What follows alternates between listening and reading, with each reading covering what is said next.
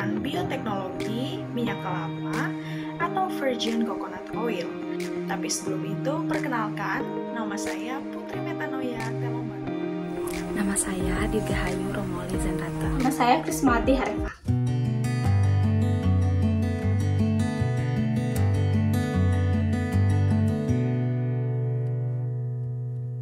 Pulau Nias merupakan salah satu pulau yang terletak di sebelah baratnya Pulau Sumatera. Pulau Nias merupakan bagian dari Provinsi Sumatera Utara, dengan pusatnya yaitu kota Gunung Sitoli. Pulau Nias dihuni oleh para suku Nias sendiri, di mana mayoritas penduduknya beragama Kristen.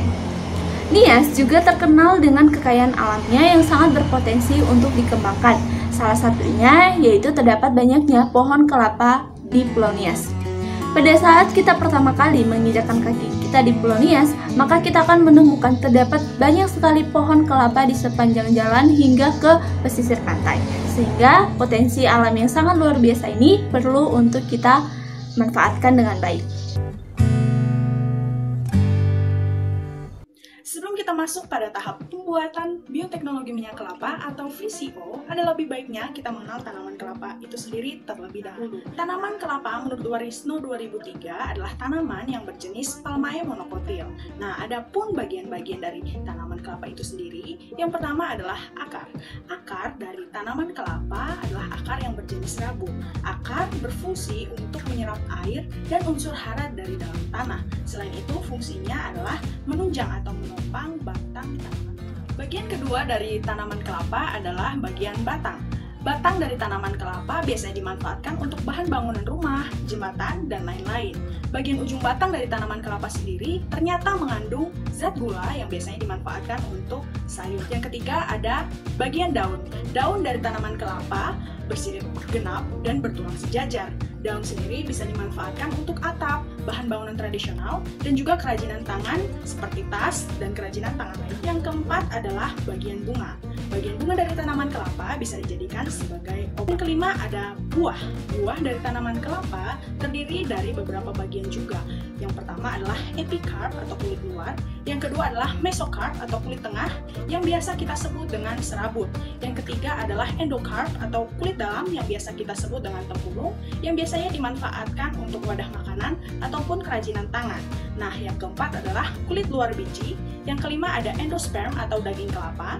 Yang keenam adalah air kelapa yang biasanya dimanfaatkan sebagai obat dan juga pencegah dehidrasi. Yang ketujuh adalah lembaga atau embrio yang nantinya menjadi calon tanaman kelapa yang bisa tumbuh kembali.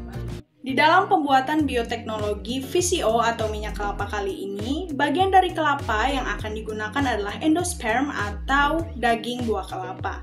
Daging buah kelapa sendiri dikenal memiliki fungsi yang sangat banyak dan baik bagi kesehatan manusia. Dikutip dari IDN Times 2019, daging buah kelapa kaya akan serat dan nutrisi. Satu daging buah kelapa dapat memenuhi 60% kebutuhan zat pangan harian manusia. Serat dari buah kelapa sendiri juga dapat melancarkan pencernaan dan fungsi-fungsi lainnya. Daging buah kelapa ternyata juga sering dimanfaatkan untuk dibuat menjadi minyak yang sering kita sebut dengan minyak kelapa. Minyak kelapa sendiri berfungsi untuk memasak dan juga berfungsi bagi kesehatan manusia. Misalnya, memberi kelembutan bagi rambut, melembabkan kulit, dan menyembuhkan luka bakar.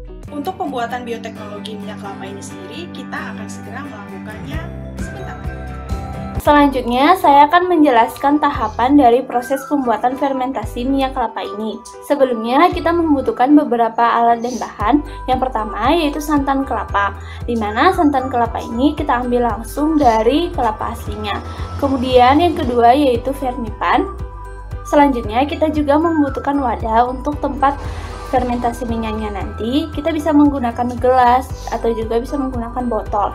Kemudian kita juga perlu kapas, kemudian saringan untuk menyaring hasil dari fermentasinya. Kemudian kita juga memerlukan corong jika kita ingin memasukkannya ke dalam botol. Langkah pertama yang harus kita lakukan yaitu kita akan mendiamkan santan kelapa selama kurang lebih 5 jam. Setelah 5 jam, kita lihat apakah krim kelapa sudah terpisah dengan airnya. Kemudian kita mengambil bagian dari krim kelapa tersebut, kemudian kita campurkan dengan vermipan. Setelah kita mencampurkan vermipan dengan krim kelapa tadi, selanjutnya kita akan mendiamkan mereka selama semalam penuh untuk memperoleh kembali hasil dari fermentasinya. Selanjutnya, setelah kita menunggu selama semalam, kita akan memperoleh hasil seperti ini, di mana krim kelapanya telah terpisah dari air kelapanya. Selanjutnya yaitu kita akan melakukan penyaringan.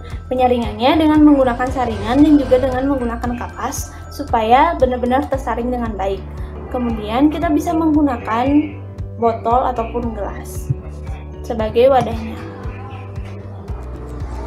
Selanjutnya yaitu kita akan menyaring kelapa tadi dengan menggunakan saringan yang telah kita isi dengan kapas. Kita akan menyaring minyak kelapa tadi. Proses penyaringannya membutuhkan waktu yang cukup lama. Kita bisa menekan kapasnya untuk penyaringan yang lebih cepat.